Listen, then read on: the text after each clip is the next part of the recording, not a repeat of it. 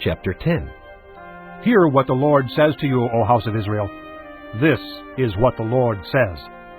Do not learn the ways of the nations, or be terrified by signs in the sky, though the nations are terrified by them. For the customs of the peoples are worthless. They cut a tree out of the forest, and a craftsman shapes it with his chisel. They adorn it with silver and gold. They fasten it with hammer and nails, so it will not totter. Like a scarecrow in a melon patch, their idols cannot speak. They must be carried, because they cannot walk. Do not fear them. They can do no harm, nor can they do any good. No one is like you, O Lord. You are great, and your name is mighty in power. Who should not revere you, O King of the nations? This is your due. Among all the wise men of the nations and in all their kingdoms, there is no one like you. They are all senseless and foolish. They are taught by worthless wooden idols. Hammered silver is brought from Tarshish, and gold from Uphaz. What the craftsman and goldsmith have made is then dressed in blue and purple, all made by skilled workers. But the Lord is the true God. He is the living God, the eternal King. When he is angry, the earth trembles. The nations cannot endure his wrath.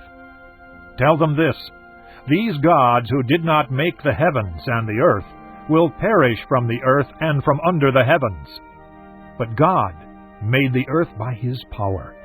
He founded the world by his wisdom, and stretched out the heavens by his understanding. When he thunders, the waters in the heavens roar.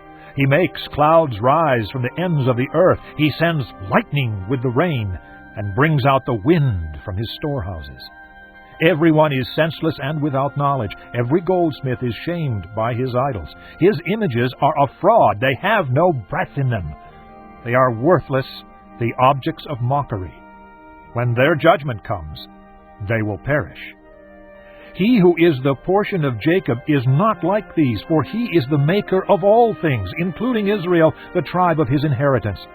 The Lord Almighty is his name.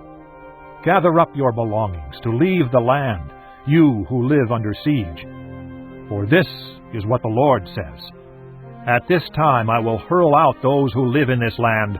I will bring distress on them, so that they may be captured. Woe to me because of my injury!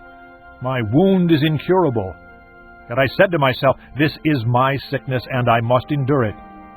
My tent is destroyed. All its ropes are snapped. My sons are gone from me and are no more. No one is left now to pitch my tent, or to set up my shelter. The shepherds are senseless and do not inquire of the Lord.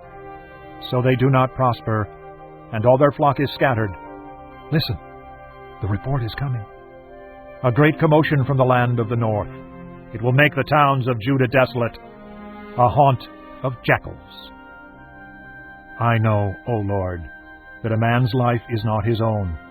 It is not for man to direct his steps. Correct me, Lord, but only with justice, not in your anger, lest you reduce me to nothing. Pour out your wrath on the nations that do not acknowledge you, on the peoples who do not call on your name. For they have devoured Jacob. They have devoured him completely, and destroyed his homeland.